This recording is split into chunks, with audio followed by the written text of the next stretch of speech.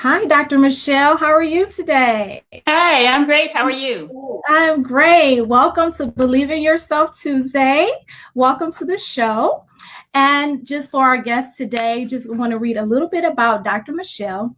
Dr. Michelle is a native of Detroit. She's a licensed psychologist in the state of Michigan. She has completed her undergrad studies at Marigo College and later attended the Michigan School of Professional Psychology and obtained her master's degree in clinical psychology. She completed her doctor's degree at Staybrook University in California.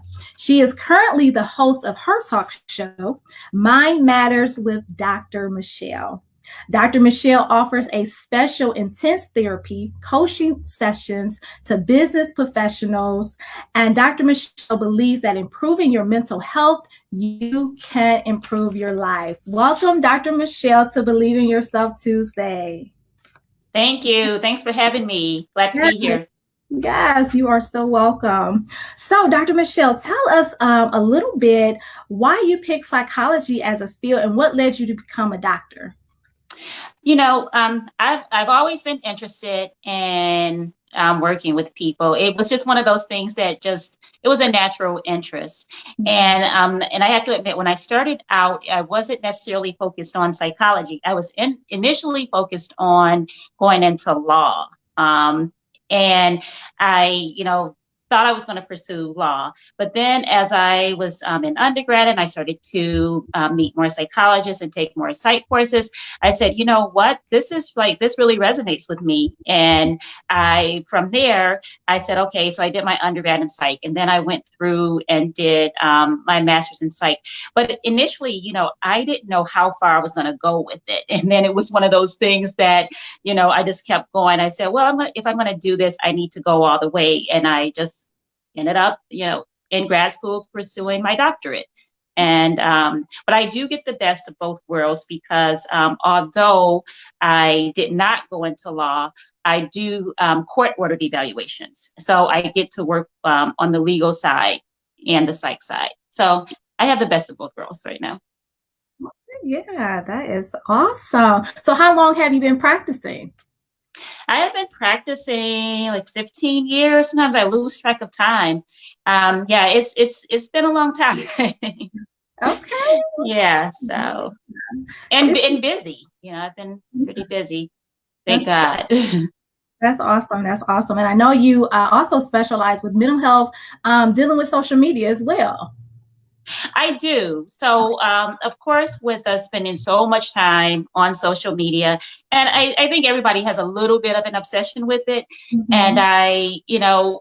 I started to think about how it affects us mentally and, being so consumed and preoccupied with, what else is going on and what other people are doing. And I started to, I work with a lot of teenagers in the juvenile detention facilities, and I would do a psychological evaluation like before they were going to court. And I can't tell you, just pretty much in every single scenario, if there was a fight that broke out, there was always, like, social media was always cited, Facebook, or somebody said something about me on Facebook, Instagram. There was always something. And so I said, this is worth looking into more. Wow, that's awesome. That's awesome. That is great. So I know you get a lot of good results with that. Yeah, I do. I get a Yeah. lot of people asking about that. And the funny thing is, though, because like I said, there is a little bit of an obsession with it. Even when you try to tell people to, like, pull away from it a little bit, it takes a lot. Just like with any Mhm. other addiction, it takes a lot to say, I'm going to put my phone down, or I'm going to stop, the passive scrolling, and actually, or even think about how it's affecting you. And Mhm. and so you can stay on it all day, but Yeah. think about how it's affecting you. Yeah. Don't just do it. Don't allow it to passively ruin your day or even make your day. Okay. So have some idea of how is this affecting me mentally. That was I in a good mood? Then all of a sudden I'm stressed out because I saw somebody's post about something that I didn't agree with, or Right. now I'm feeling envious because somebody is on this grand vacation and I haven't Mhm. had a vacation in 10 years. That type of deal. Right. Yeah, Yeah. yeah. And social media, that plays a factor a lot in people. I remember a young lady told me, she said, I see all these women, their husbands does all these things, and my husband doesn't do anything. And he, was rapping and going on. I said, well, get off of the social media. Get off of there, because you're looking at what other people are doing, what they're saying, and it kind of affects you. So that is Yeah. yeah. Wow. Yeah. Even when we don't know it affects us, Mhm. it affects us. And that's Yeah. why I said, you know, make sure you focus on how it's affecting you, because Mhm. otherwise you'll just be passive about it. And now all of a sudden you're stressed out about something when you weren't stressed out before this encounter. Yeah, yeah. So dealing with what's going on in the world, the COVID-19, how do you think that the social media is playing a factor in what people are thinking and what's going on in their lives? Do you think that sometimes that, we see all these posts and people going through it, that some people they get pulled into it a little bit, so they may not be affected really, but you're seeing all of this, so now all of a sudden you're thinking more about it and you're getting a little bit more paranoid? How do you think being sick, or that whole thing is playing a part with social media, with what's going on right now? Well, you mentioned, you just said the word paranoid. And so what's happening is, we're all on edge. We're living in unprecedented times. And so we want to know as much as possible to believe that we have some sense of control. A lot Yeah. of times anxiety comes from, a need for control and a lack of control. And Yeah. so right now we're trying to empower ourselves, but at the same time it's crippling us, because we're taking in all of this information, and we're Right. taking in information that may be introduced as facts when, they're not actually facts. Right now, we've been told time and time again, there are not a lot of facts around this virus, COVID-19. But Yeah. yet, if there is a source that we strongly believe in, and that we have accepted as our source, as we've adopted, this source as our, expert, Mhm. then we tend to believe what this person is saying, or what this media outlet is feeding us. And sometimes without even evaluating, does this make sense? Yeah. Just last week, I heard that this doesn't matter, or I can go outside. Now I hear this person saying I shouldn't go outside. What should I Mhm. do? So Mhm. now you're trying to lock yourself, you're locked in the house. You're trying to stop even air from seeping in. Right. And so that right there, that's extreme behavior, and that's paranoia. Some people believe it's justified, but many people with paranoia believe that their paranoia is justified. So we get to the point where we can't even accurately assess our own behavior. And then if someone else tries to step in and assess it for us, we get defensive about it. And so Yeah. we're living with that, and that's how this has affected us. Hmm.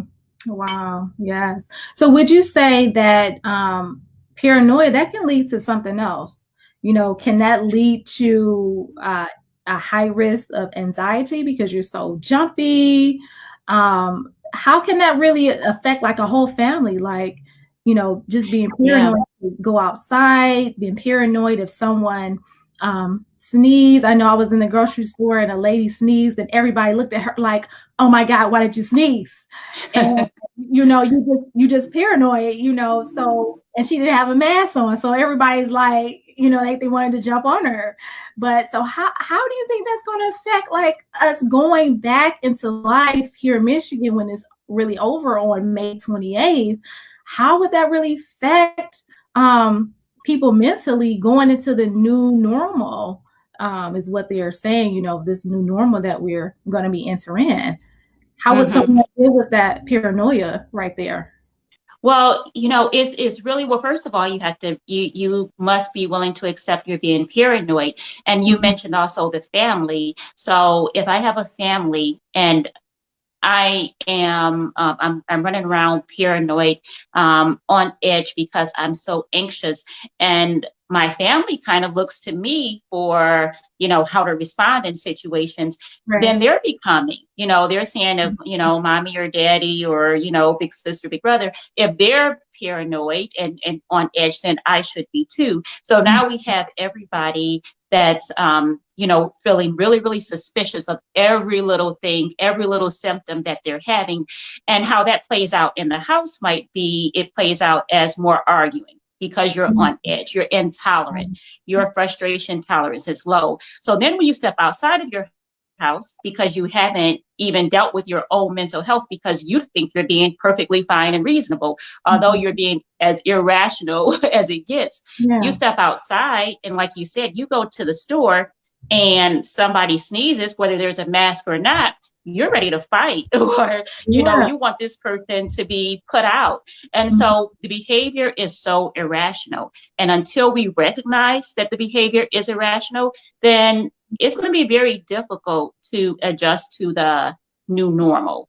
So hopefully by May 28th, and let's pray that that's, we can actually get back out. Well, that's if you're on the team getting out. Some people want to stay in throughout the Yeah. whole 2020. I personally am not on that team, but, Right. if we do actually get out by 2020, people will need to, speak to some people that are rational and saying, hey, you can't control the world. Yes, people are still going to sneeze in public.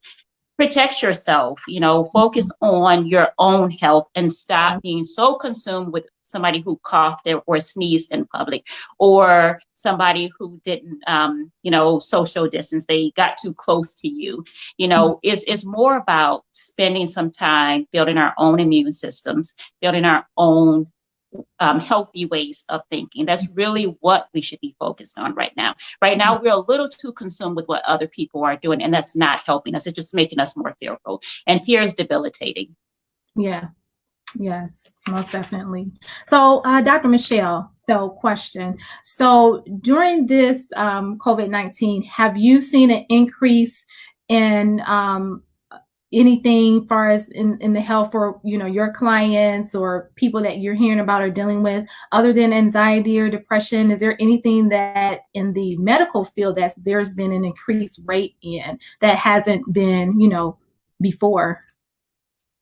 Yeah, so in the very beginning, I noticed that this trend, and a lot of my clients that I had been seeing for a while that had anxiety disorders, they were actually handling this quite well. Because the thing with anxiety, depending on how severe it is, you kind of already live in a world of worst case scenario. So it's kind of like, yeah, this was just, a self-fulfilling prophecy. It's like, okay, I knew something bad like this was going to happen. What else is new? That type of deal. So my anxiety clients were managing it quite well. It wasn't until this started to get more intense, we started to get so many mixed messages from our experts and media. Then the anxiety started to, my clients that already had anxiety started to experience, some more increased anxiety. But what I did notice also is that I started to get more calls from people, new clients, new business, and they were saying, this is difficult. I don't know what's going to happen with my job, with my finances. And sometimes the response to that, others might say, well, hey, you can file for unemployment. There's small business loans you can get. But that's not enough for a lot of people. A lot of times what helps us manage anxiety is to maintain a routine. Well, we know this has disrupted our routine. If it helps you to socialize with friends, or if you're used to going to a happy hour, to socialize for, out an hour or two after work, you can't do that anymore. So this is a major adjustment for people. And so I have seen, I've gotten a lot of calls for people saying, hey, I have no history of being in therapy, or I was in therapy many, many years ago. I just think I need something briefly. I need somebody to talk to right now to get through this. Yeah. And I think a lot of people need someone to talk to right now. Because really a lot of people, all they can do right now is kind of talk because you're at home and you're not working. So it's a lot of talking going on, but it's talking to the right person that can give you that positivity and just a little bit of sense of hope. So there's a lot of people that's just wanting to have a conversation and just talk. So that's one reason why I decided to kind of do the show today, because some people have a lot of questions, and some people around them, they're just so negative, and it gets them, that fear gets implied on them. So now they're a little fearful, but then they just need that positivity and just a can you see me, Dr. Michelle? I can. Okay, I was like, oh no, she's gone. I don't know what happened. We're live. Technology is always acting up. So exactly, this is what happens. Yeah. So we're back on. So this is what happens when we're not in the studio. We can't edit, and we're live. We have to go with the flow of things. Okay. So we were just talking about just the whole people talking and want to have someone to talk to. So we had some questions. So we sent we put a post out, for people to email questions that they may have had. So we're going to go to a couple questions that some people want to know about and they need some answers to. So I got some here. So we got one question here. So a lady emailed, she said, every time I go outside, I have an anxiety attack. How do I deal with this anxiety? So literally when she goes outside, she's going into a panic attack and probably has to go back in the house. So how would she be able to deal with this, Dr. Michele? So one of the things I recommend, it's going to happen for a while. There's no quick fix for it. But what I recommend is, going outside and taking baby steps. I don't know how far she has to go when she's going outside, but rather than, so you step outside on your porch, for a few minutes one day, and then the next day you walk further away from your actual door.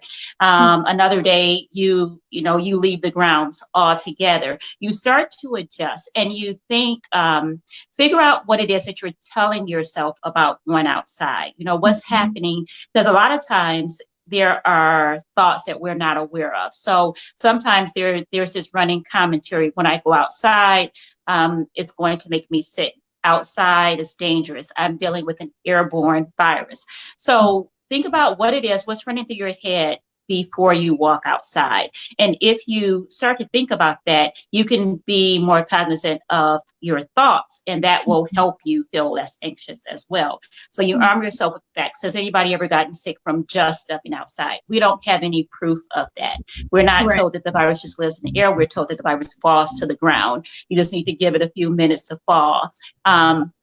So arm yourself with some of the details that we know. Like I said, there are no real facts, but walking outside by yourself, chances are you are not going to get sick. And at least we don't have any proof of that. So just take baby steps, because you don't want to have a full-blown panic attack while you're out there. And make sure when you go out there, don't hold your breath, breathe. A lot of times when we become anxious, we hold our breath without realizing. It's kind of like you're bracing yourself for something. You're bracing yourself for the threat. And so make sure you're breathing. Do something to remind yourself to breathe intentionally.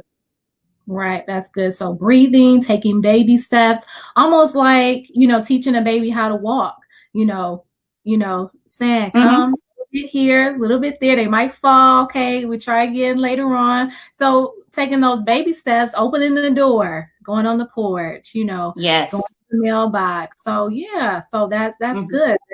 Hopefully that would help her deal with her, anxiety as far as going outside. So that's and good. make sure you're hydrated. That really helps with anxiety too, being hydrated. So take have a cup of water before you walk out. Okay. Now, how does the water and the fluids, how does that help? Is that something just being hydrated? Is a person maybe dehydrated more if they're anxious, or we just need to be hydrated? Yeah, so we are more susceptible to experiencing anxiety symptoms. So sometimes even if a person doesn't have clinical anxiety, they can experience, panic symptoms, the physical symptoms like increased heart rate with dehydration. So being properly hydrated just helps you mentally and physically. Okay. Okay, that's good. Okay. Okay. We got one more question we're gonna go to. So the other question that someone emailed us, they said, what steps do I take to go back to work once the stay-at-home order is over? I'm afraid to go back to work. How do I stay safe? So again, so staying safe in this situation, if your employer requires a mask or if it makes you feel more comfortable wearing a mask in public, have your mask with you.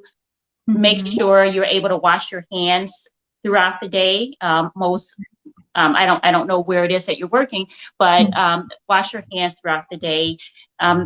The only thing you can do if you are in a place where you start to feel a little bit of panic, which that will happen in the beginning. If you've been in your home, barely going outside, like some people are barely going to stores right now. So of course, when you enter a public building, you're going to feel highly anxious. Just know that that's all normal. It's probably going to happen.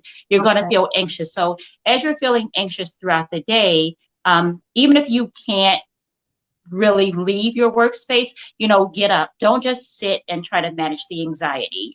Get up and take a walk, even if it's just a few steps and you have to walk back and forth, back and forth. The longer space you have to walk in, the better.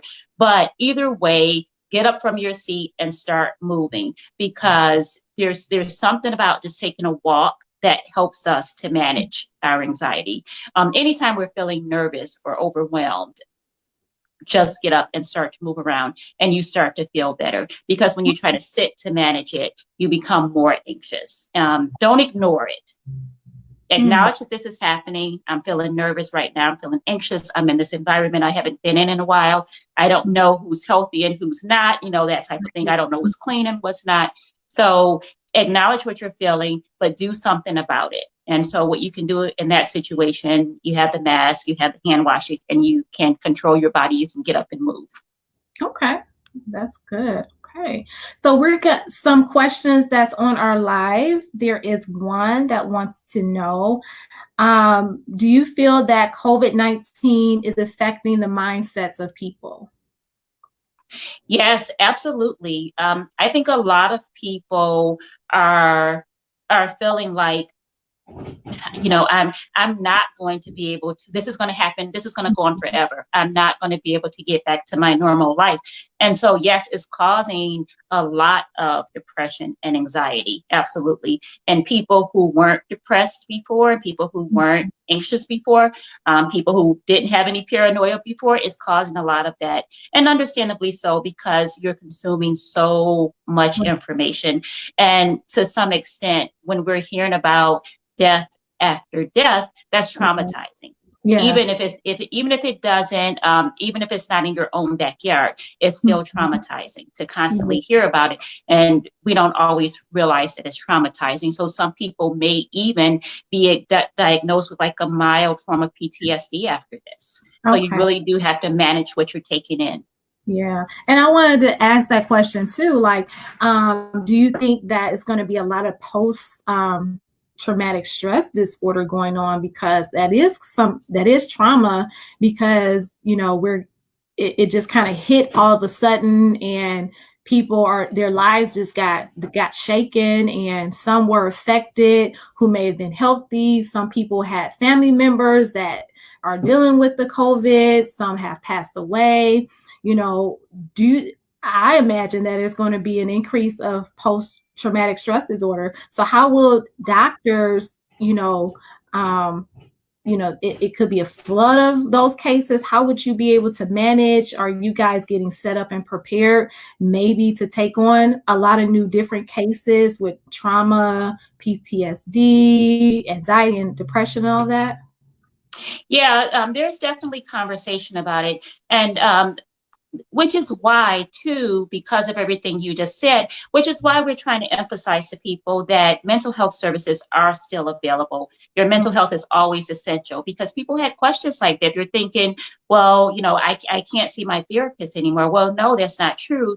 You may not be able to go into the office to see your therapist. Some therapists are still offering in-person services, but either way, you can still have your therapy sessions. And, after this, people who have never been on medication before may be on medication to manage PTSD symptoms. If you have personally dealt with loss, you may be even more anxious after this. Symptoms of PTSD, like flashbacks and difficulty sleeping, because you're constantly reliving certain experiences. So those things certainly might happen. But again, it doesn't mean that those symptoms will be chronic. It doesn't mean that they will be long lasting. It could still be temporary while you're adjusting to the new normal and what you've just experienced. Okay. So I want to ask our Facebook viewers, if you have any questions that you want to ask Dr. Michele, please go ahead and type them into the comments, and we'll try to get as many as we can. So go ahead and type those comments, and we can go ahead and answer some of those questions. We did also put out a post that if someone wants to join in and chime in, and their face will appear on our screen as well, that they can ask a question as well. So we do have some people that's actually at our back office that want to come on and ask you, Dr. Michele, a question as well. So we're going to get to them as well. So we have another question here. It said, what are ways you can control your anxiety naturally? I'm so glad you asked that question. I'm all about natural. So like I do hot yoga. I mean, it's so relieving.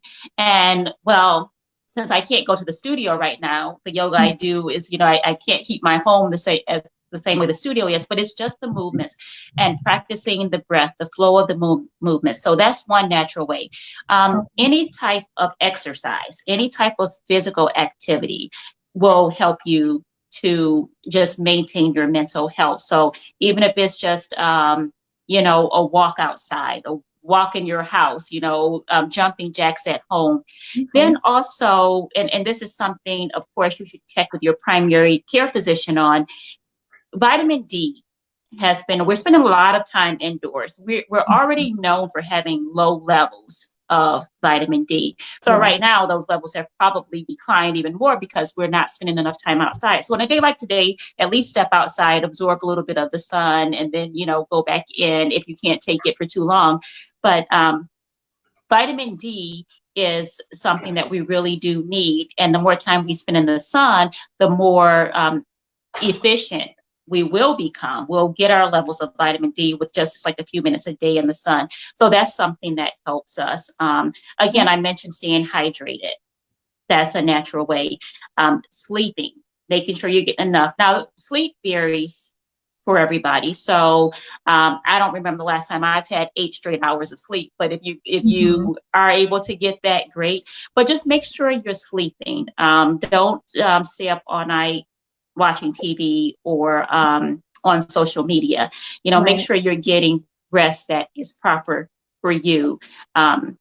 Also, if you like to read books, reading a book, journaling. So there are so many natural things that you can do. Just doing something that is for you can be naturally healing, and it gives you that sense of control. That's good. That's awesome. So we're going to go to one of our live questions, and we're going to bring in, her name is, I don't want to mispronounce it, but I believe it's Takia. I believe it is. So we're going to bring her in. Okay. Is that how you pronounce your name? Is it Takia? Can you hear me? Oh, you're on mute. We can't hear you. I think she's muted. Okay. All right.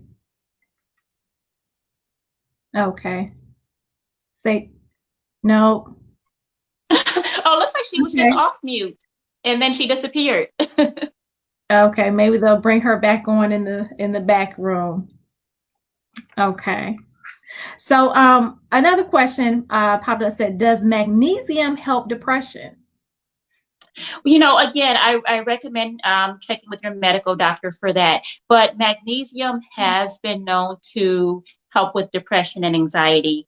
And so I see a holistic practitioner, and the way he explained it to me about magnesium, what it does is it soothes you. It soothes you internally, and Okay. so it helps to relax the muscles. Sometimes a lack of magnesium can make us feel jumpy, Mm-hmm. and so the theory behind it helping with anxiety and depression is that it helps to soothe our muscles. It helps to relax us. And so if our body is relaxed, then our mind will relax also. Okay. Great. But it Awesome. is very easy to get. It's in a lot of foods, and Okay. so I don't know how easy it is to become deficient in magnesium. Okay. Okay. Okay, so I hope that answers your question there on Facebook. Ms. Raven asked that question. So we're going to go to our next live question from Ms. Nicole Clark. So we're going to bring her in. Good And afternoon. Can you guys hear me? yes, we can. Welcome to the show, Nicole. How are you? Thank you. I am blessed. Thanks for asking. How are you ladies today? Great, great, Good, good. awesome. Okay, so my question is Yeah. I have little children. I have a 7-year old and I have a 10-year old. And basically they want to know why, they can't go out, why everything is the way it is, kind of feeling a little anxious. So how would you deal with the little children? Like how would you Um, explain situations to them? Nicole, are they going out at all?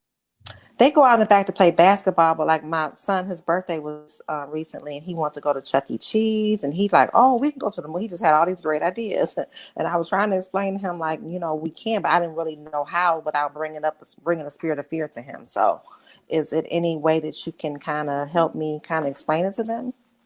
Maybe. Yeah, so and there are no magic words because when kids are hearing they can't go outside or they can't celebrate their birthdays the normal way they would, there are no acceptable explanations.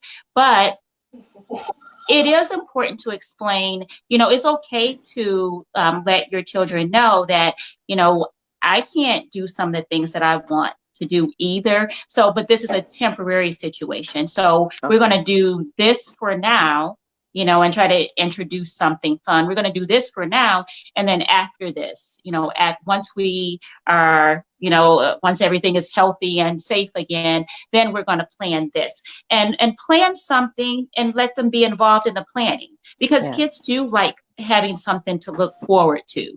So, rather than saying, no, we can't do it and we don't know when we're going to be back to normal, kind of try to put a positive spin on it and allow the kids to be involved in the planning. And also, your approach is important too. So, if you are communicating with them and you're feeling happy in the planning, even a little bit happy in the planning, then that right there will project and they will consume that also and Okay. say, okay, if mommy's good. They may not be fully happy at that moment, but or satisfied, but they'll remind you, okay, you said we're going to do this in July, or Yes. and just and try to stick to a plan, but plan something and make it fun, but in the meantime do something fun so that they're not feeling completely deprived. Thank you so much. I will do that. Okay, You're thank you, welcome. Nicole. You're welcome. Have a good day. You You too. too. Okay. So Dr. Michelle. So another question that had came through our email, and I'm going to read that one since she was talking about children. This was another question that a parent had about children. So it says, my children have been seeing what's going on and they're afraid to go to school in the fall. What should I tell them? Um, well, and that's understandable. especially kids that are of age where they're able to take in all the information and they don't really know how to process it. It's really important to tell them we're going to take it step by step, day by day, and ensure them, try to reassure them that, you have their backs. So if September comes around and, we're going to assess this together. If you're feeling really afraid of school, then maybe I'm not going to send you to school, right away. I'm going to go there with you to make sure the environment is safe. I'm going to talk to your teacher. We're going to, see what all the other kids are doing also. So sometimes the kids have to actually be put in that situation to start to feel safe again.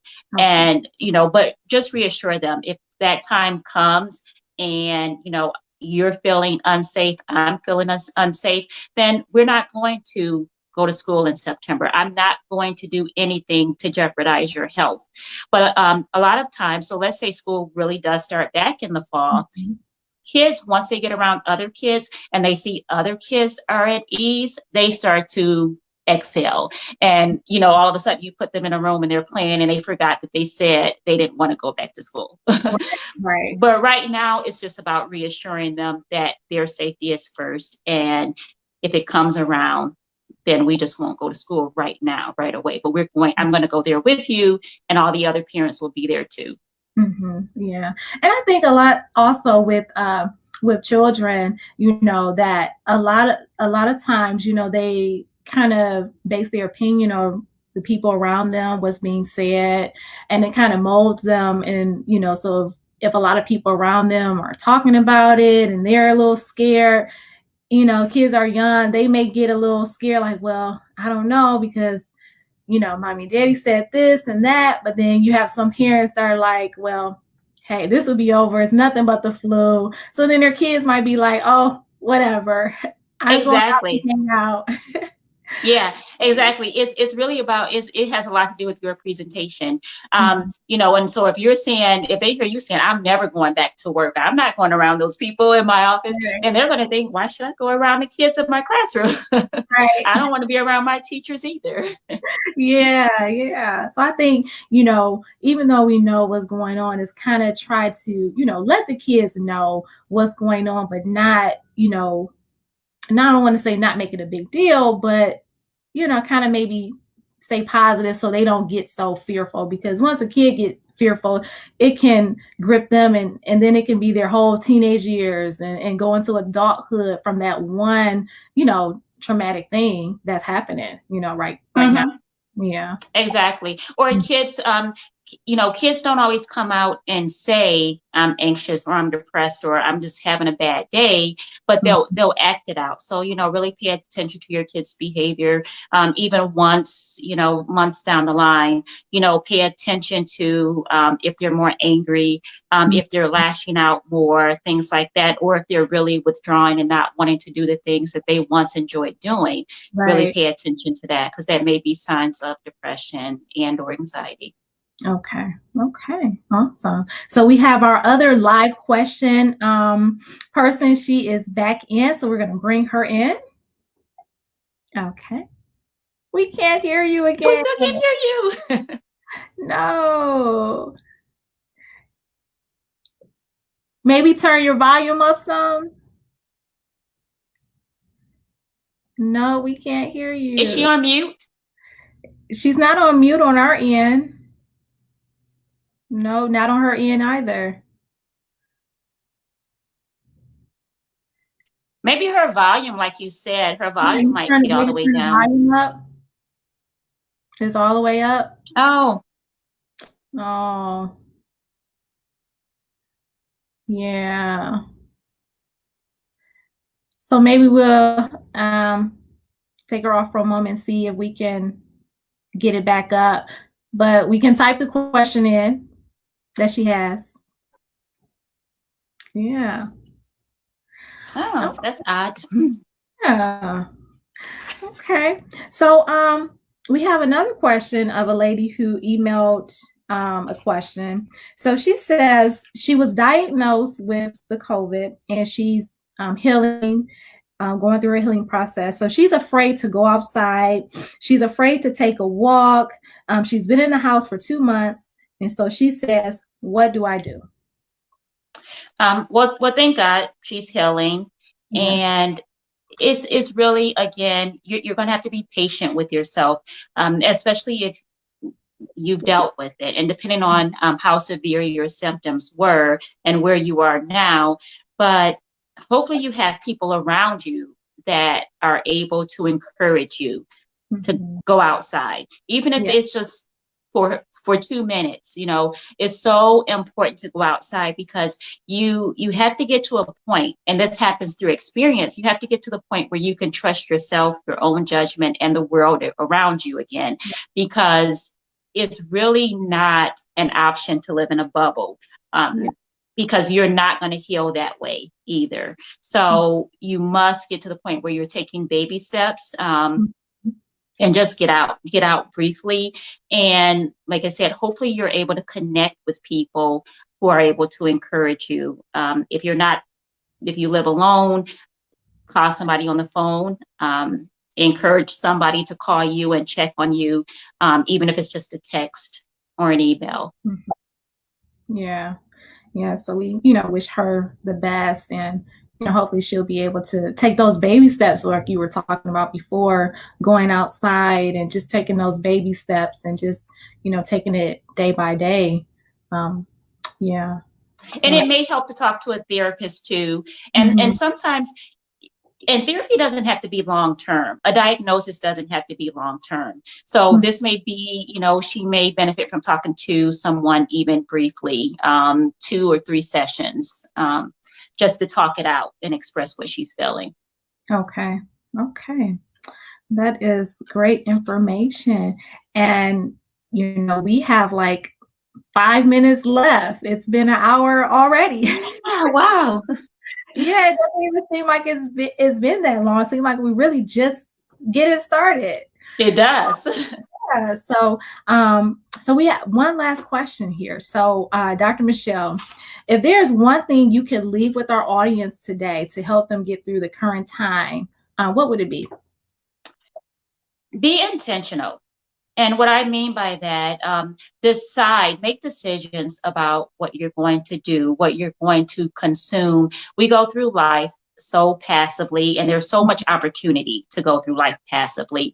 We passively scroll, we passively engage in activities, but be intentional. So throughout your day, even if it's for, an hour of your day, everything you do, be intentional about it. If you're going to pick up your phone and scroll social media, make that conscious decision to do that. If you're not going to do it, make that conscious decision to do that. Be intentional about who you share your time with. All of these things make such a big difference.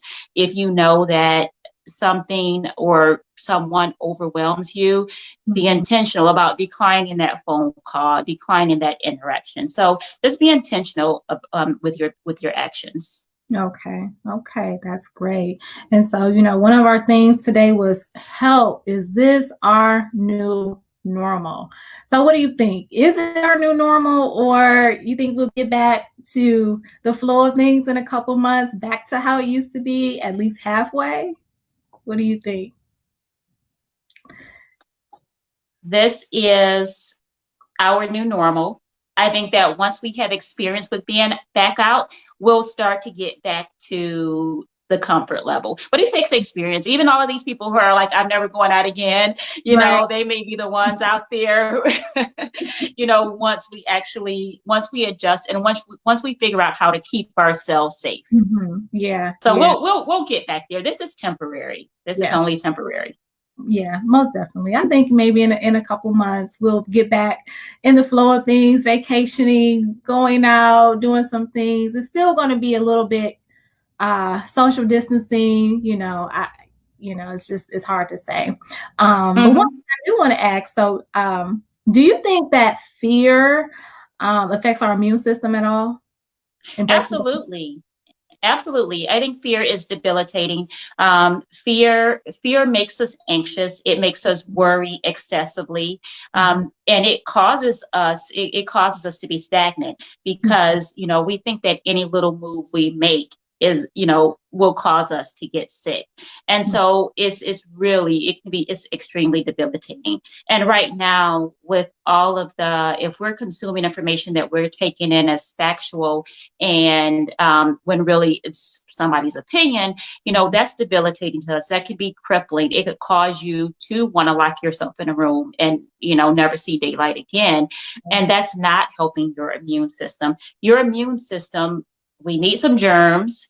We need some exposure to the outside environment. We can't live our lives wrapped in Lysol. That's not going to help us. So, put the Lysol away for a little bit and, allow yourself to, just breathe and adjust to what's going on and remind yourself that this is temporary.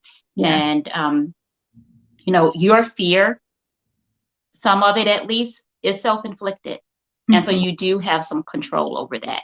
Yeah, most definitely. Well, Dr. Michele, it's definitely been a pleasure talking with you today. We're still getting emails, comments with questions and stuff. So maybe we may do a part 2 and have you back on. The emails are flooding with questions and we can't get them within an hour. We can't get to them all. People want to come in and ask you a question. So maybe we'll have you on again and answer, people out there, their questions and concerns that, they can't get, answered by a physician. So, but I want to my pleasure. Just let me know. Okay, most definitely. So I want to say thank you for coming on the show today. It was absolutely a pleasure. And tell everybody how they can get in contact with you. Like, what's your social media information? If they needed a therapist, like, what's your contact information for them?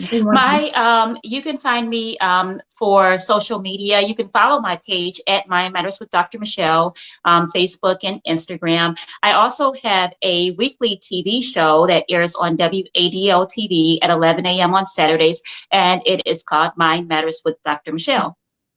And if you Google Michele Leno, and I'm Michele with one L, Michele, Michele Leno, or Dr. Michele Leno, I'm pretty easy to find.